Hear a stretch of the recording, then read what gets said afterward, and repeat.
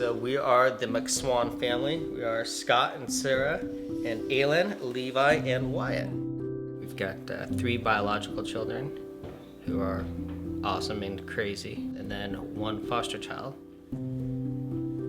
Our first exposure to foster care was all of the ideas that it was all negative. We went to the internet and Googled it and came up with the state, and if you spend about 5 minutes on the state website, you're about 10 minutes farther behind than when you started. Reaching out to Skookum, they were able to kind of walk you through it. Scott ended up calling, and from start to license for becoming a foster parent was really seamless. We had somebody holding our hand through that whole process. The thing we probably hear the most is, I could never do that. I could never love a kid and then, give him up.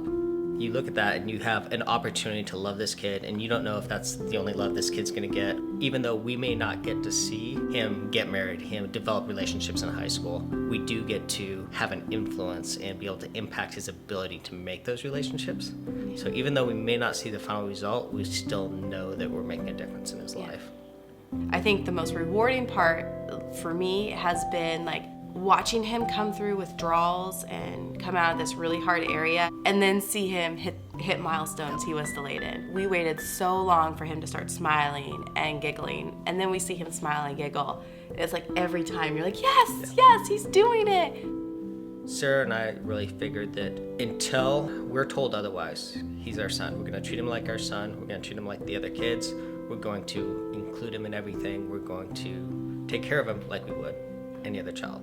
For the kids to be part of taking care of him, get to call him their brother, and just be able to love him freely, knowing that he could be here forever or he could be gone tomorrow. What do you think about having a baby in the house? Love. You can show love. Yeah, that's awesome, bud. He's here, we love him, and he found a good foster family.